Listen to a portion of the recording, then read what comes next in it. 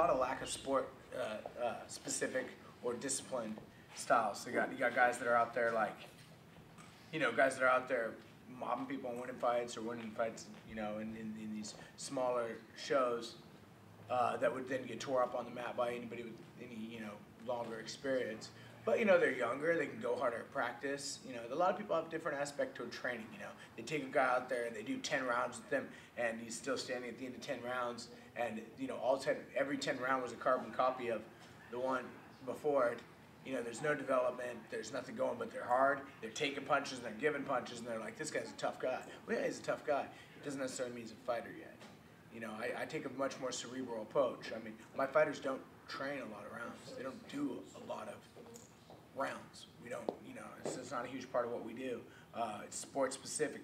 It's details, and it's becoming divinely aware of them and putting yourself in the moment again and again and again and again. And then when you get to that moment, it feels like your summer house. It doesn't feel like what am I doing here? What am I doing in this cage? What am I doing in this position? It's nothing. It's people jump in the cage and do rounds and rounds. It's not the cage that's your challenge. It's not the arena. It's the guy you're fighting. It's the position you find yourself in. It's not the battle isn't this dude. The battle is bottom side control. Can you get out of it? Can you work your way out of it? The bottom isn't, or the battle isn't, everything else. It's the clinch, or it's whatever aspect of the fight you find yourself in. So you get a guy out there who goes out there and throws the same 10 tough carbon copy rounds out, and his coach is, you're ready to fight. I got a fight team. Look, I got 5 guys that can do this with each other, and then they run him out there. And fortunately for them, there's half a dozen other clubs doing the exact same thing. So so you got some decent fights on your hands. But I think you put that same guy against maybe somebody who's really specific in their training, and watch what happens. Have you ever had? I have more fun with rolling a bit with the big guy. It's more of a challenge for me. I enjoy that, but rolling with a small guy is definitely tougher. They're faster. They're strong for their size. If anybody's going to do this sport, they're going to be strong at that level.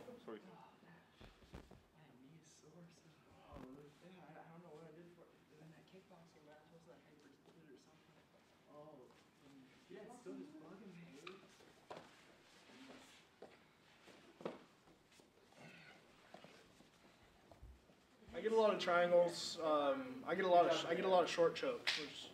There's a little surprising catch submission chokes that work on basically just choking out the neck as fast as I can.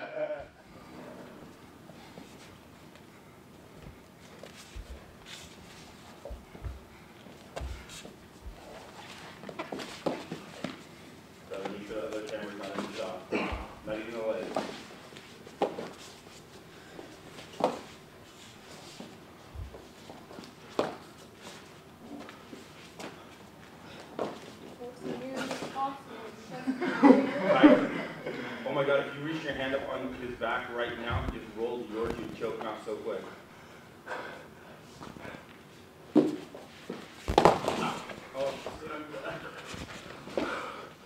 Yeah, great way to lose weight actually. I weighed 215 pounds when I came out for my first grappling class, and I had a great time, and I lost probably 10, 15 pounds in the first 2 months. I mean, it was a great way to lose weight. I have friends that come in, and that's pretty much what they use it for. They don't compete, they don't fight, they come in and they wrestle, and they have fun, and they lose weight.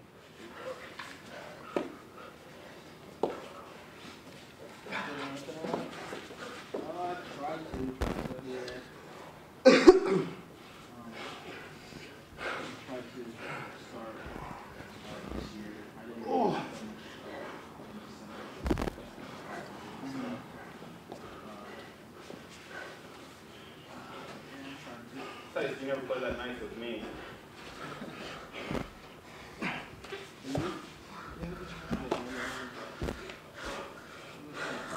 Ross, do your butt down. My truck broke down. I haven't had a ride anywhere. Over 2 weeks. Strange. I'm just running out there, and he said something, made me mad. I said something, made him mad. He stood up, and I was like, "Oh my, am I gonna get in a fight here?" And then he said something, my blood just boiled, and I ran down the aisle of that bus, and I grabbed him, and I just started pounding his face in. And then I was like, wow, I can fight. And then I was a jerk for about 10 years. And then I got into martial arts. And first read the Tao Jeet Kune Do when I was in high school, probably.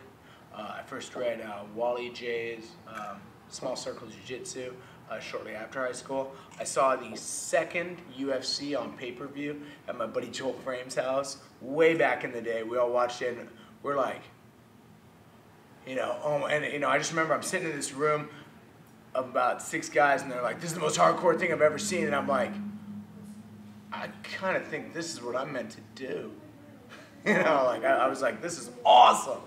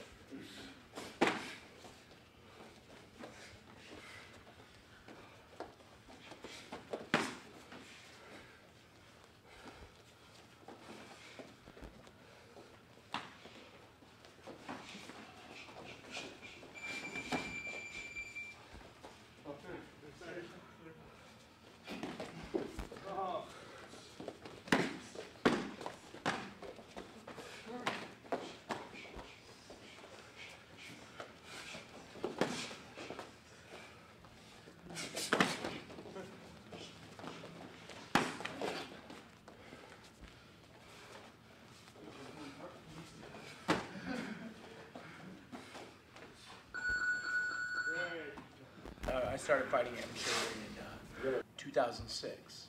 I had already done Taekwondo tournaments for a long time and done a lot of, I was a black belt by then in Taekwondo, and I did a lot of kickboxing and that kind of stuff that time. And by the time I went amateur, I had already spent, I'd done a tour at Team Quest for, year and a half. Way back in the day when Robert was running it, Randy was there. Every Sunday it was not uncommon to see Randy, Evan, Matt, every now and again Dan, or Cal Uno there on a visit when he was visiting, Rico Rodriguez, just Henderson, like everybody. Back in the day, Sundays at Team Quest were nuts. The obscurity of it wasn't so much so that like, oh, I hope I get to roll with them, oh, I hope to roll with them. It was more like, oh, I hope I don't have to roll with them, oh, I hope I don't have to roll with them. Because, they were on the mat. Matt didn't take breaks, Randy didn't take breaks, Evan didn't take breaks, Dan didn't take breaks, these guys. Dan was already down in California, but he'd be up, enough, see him. So yeah, I was one with those guys, and that's when I met Evan.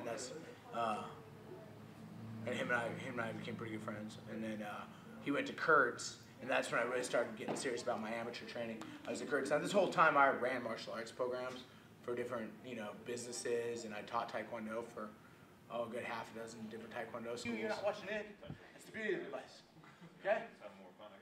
Here, pushes back and drags back, and there's our space. All right? Underhook. Partner does what? Top man does what? Is this what you're doing these days? Repummels. That's the answer I was looking for, right? Repummel. Boom. Take it back. What should you do every time somebody unhooks you? Whoop. My underhook. They're like, yeah, it's mine. No. Pull it in tight. Mine. All right. So you do that. You get the underhook. Your partner, top man, repummels. You stiff arm stand. Go. Instructor got injured real bad. He took a big kick to the eye, jacked his whole face up because he was having migraines, and he just came by one night and after practice and was like, I need you to pretty much take over. I'm going to be. He was gone for a couple days, and he was like, I'm going to be out for a while. And then he never actually came back. He ended up selling the school.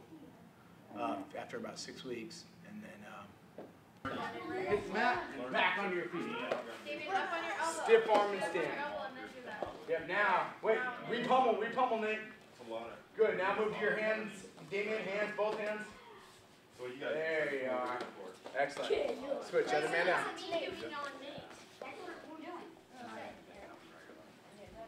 Remember, you go from bottom out, top, bottom out. So, boom, hands off the hips, yep. Good, now, on one hip. Here, let him get the underhook first and then you'll re-pummel. Good, now, feet hit the mat. Now, re-pummel Aiden. Re-pummel Aiden. Take that hand and stick this hand, stick it right on the boom, you lost your underhook. Good, now press on him and lift your bottom. Okay, so he's heavy, right? He's strong. So look here, look at me. Are you going to be able to push with only this? Actually, what I do is strong, so go like this. Keep your feet in. Lift with your hips. Yeah, and then push. That's what I'm talking about. My first pro fight, February 2008. I lost. Pissed me off. Took a big shot, took a big punch. Next couple missed. I was trying to get my underhooks and trying to reposition myself when they stopped it. At first I was like, oh, and then adrenaline dump hit, and I was kind of rocked and just sat there like so for a while, and realized that the fight was called. I remember walking out, and the reporter first he asked me, was the fight stopped too early? And I was like, I don't know, was it? Because close together, if they're apart like this, and he locks, I fight him. He's got to work. All right. Whereas, if the moment he gets under there, he flings and pinches, now I got nothing. Okay? Right here. Boom. Separate that leg out. Okay, now when you go into this leg, as I start to fight from this arm, just long arm, and go back under both legs and lock your hands. Good. This kind of sucks for me. Bring your hips in, pass to whichever side you wish. Boom. Yep, and just only withdraw this one right there. Yep. So I can't turn back. Good. Back in that position. Show it again. When he was hitting me, I was very lucid, very aware, like, I'm losing. I better act, I better move, I better do stuff. And I hear punches hitting the mat around me, and I'm getting my head close to his belly, and I'm trying to do stuff, trying to move, but yeah. He's good though, he was an awesome dude. His name was Ben Baxter. He had ranked real high at Pan Am Games as a purple belt, and just last weekend, he had a black belt super fight at the Ground Warrior Championship sub league put on, and he won by submission over another tough dude, John Diggins, out of Straight Blast, who I've known for some years. There's bad dudes in this neck of the woods, and there's a lot of under the radar dudes. There's dudes that nobody even really talks about. Jeremiah Rodman, that's a bad dude, Right. Yeah, and I know, like my name and some other tough guys. They don't come up when you're talking about who's the best out here and who is. But you talk to people that roll with them, and they're like, that dude's got game. This guy over here, he's nuts. Or that guy over there, you better pack a lunch if you're gonna roll with him. Have your feelers out. Okay? I was pushing and squeezing. It's that little flex, that little tightening that makes it goes from having a teddy bear against a bouncing ball as you get to take it down. Okay? And that's what I want you to bounce. So over here. Boom, boom, boom, got him. Wait, I got him. I swear I had him. That's the mentality we want. I came up at a time that, and it's easy for me to say because it was the time I came up, but I honestly think it was one of the hardest times. There was fewer clubs, and the guys that were fighting were all bad. Washington hardly had any shows. There was the FCFF, there was PCCF,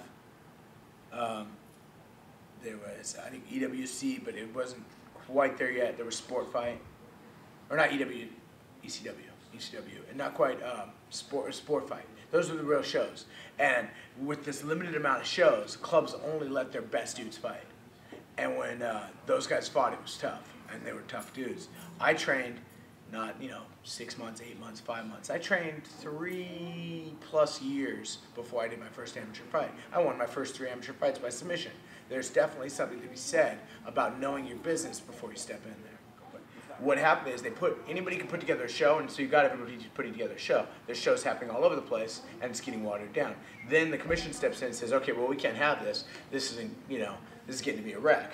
But they look at it from the wrong perspective. Right now in Washington, amateur fights now need shin guards and puffy gloves, starting, I think, last month, or the first of this month. All right? So now you're taking away the weapons the fighter have. Okay, you're making it more like boxing, right? A good punch that splits somebody open and stops the fight is a great way to prevent, pugilistic dementia from them taking hundreds and hundreds of punches to stop a fight. I'd rather get cut and have a fight stop on a cut than take 100 hammer fists. You add the shin guards, and now you're interrupting the game. The footlocks aren't the same. The grappling isn't the same. The wrestling is the same. It's there's easier to get takedowns, harder to advance position, things like that. They do all this stuff, and then they forget, in all their bureaucratic mess, they forget blood work. So here we are at a stage where it's okay to get hep, but God forbid anybody gets a broken nose. So I mean, it's absolutely ridiculous.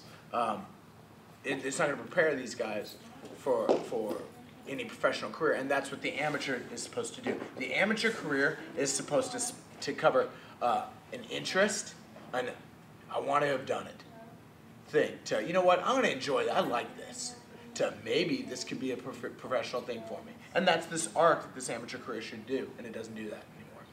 It's got a bunch of people that think they're tough, and then the few that are. And now it's kind of trying to blur that line with some kind of a new. Pinch those knees. Had you, Andrew's very smart guy. Had you gone about the time you got here, he'd have been ready to roll, and you'd gone, and he'd probably beat you to it. But when you're changing things, pushing one hand that way, one hand this way, moving, hand, hand, boom. Work fast.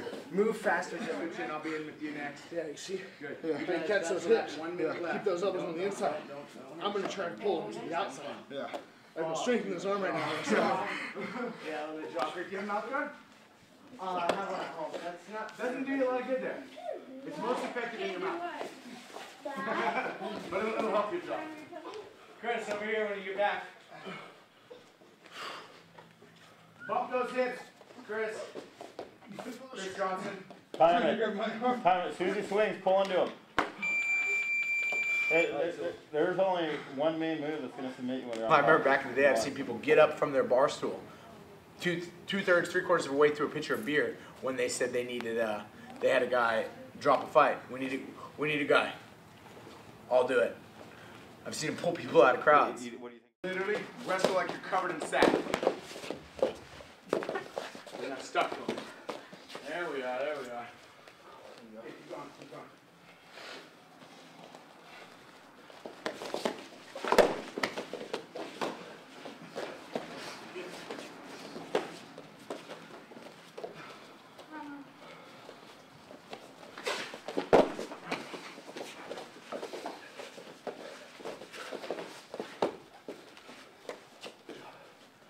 Shoot.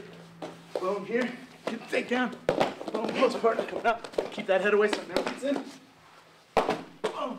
Boom. Advancing. Flowing, flowing, flowing. One thing to the next. Okay. The regulations should be there. I'm pro regulating the sport. What I'm not pro is regulating the sport in a manner that isn't conducive to improving the athletes, but rather just letting more people do it. Out to here, to your side, to your north-south, like this. Yeah. And then, move to wherever, just get a feel for that. Other guys, over here, I want you to establish a good firm side control. Put the knees in, the box side control. Okay? And then I want you to put your knee across the chest and move to mount. To right here, and then you can go ahead and hop off.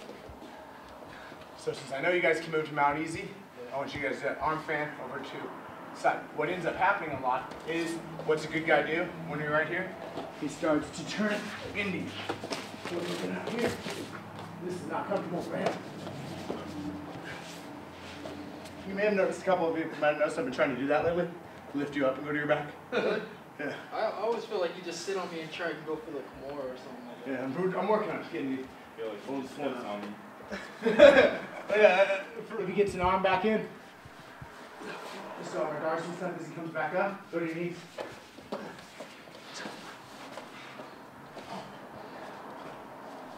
That's the game, man. Okay? Nice and low. Yeah. Penetration step and get that knee deep underneath his legs. Okay, freeze. We didn't do the penetration step. You dropped your knee right from where it was. So rewind. Drop back. Drop back. And bring your shoulders, yeah. Reach and step past his toes. Yeah. Boom. Now drop and plant that shoulder. Yeah. Good. Now bring that. See how he's moving? Good. Right here. Grab that. Nope. Switch knees. Shoulder down to the mat. Shallow grave. So this knee's up. Good. Pull his knee into your chest. Look up. Away we go. Shallow grave. Yep. Drive. Run. Boom. Now side draw. Side draw. Knee past him. Go. Good. Okay, now we're in singles. So see how he's able to freeze. Okay, as a general rule, don't break. Freeze. As you freeze, sit bend your knees. Grab this with your knee. Put this right there. Now, it's more effective. Okay. He hit the ground faster. He's in a worse situation. And let's be honest, every second counts. I'd hate to have that happen with, shoot that on with 15 seconds left and spend 5 of those swinging around to get him down, where I could have, have it happen in 1 and have the last 14 to try and make something happen. You know what I mean? Yeah.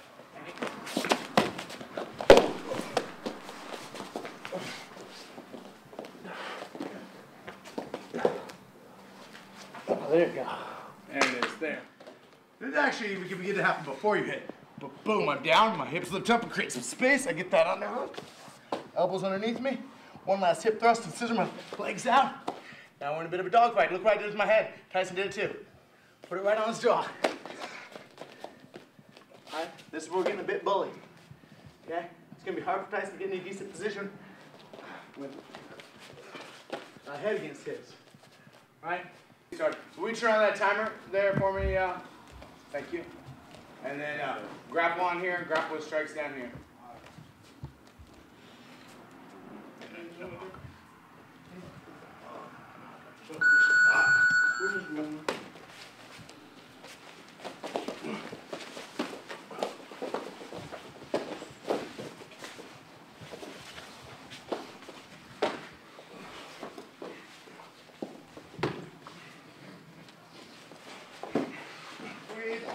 Way to slice that swing. Grab that hand. Grab his hand, Cody.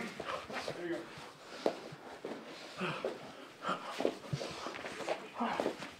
Get off the bottom, John. Atta boy.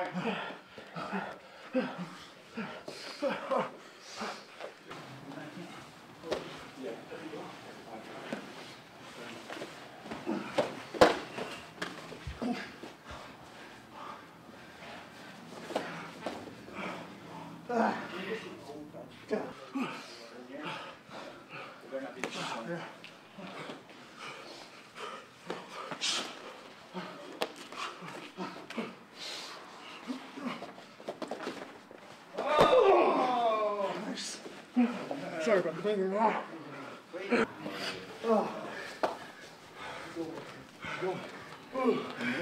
Looked like you had your pretty deep there, Ray, for a minute. What happened? I took a second to think, and you can't do that with Tyson. You gotta wrestle like he does. Body, head, light bed, over there, John. Good. Explode. Back to your feet. Give you an inch. Back to your feet. Boom. Oh, use that one arm. Light head. Right back in there. 45 seconds left. Defend that. Head down. Take away the angle with your knee, John. Box in the hip with your knee. Good. Use that triangle, Cody. Yep, right there. Throw it around his neck. Shove his throat. Oh, you good? Yeah. Almost. Get back. Heels on hips. Turn toward him.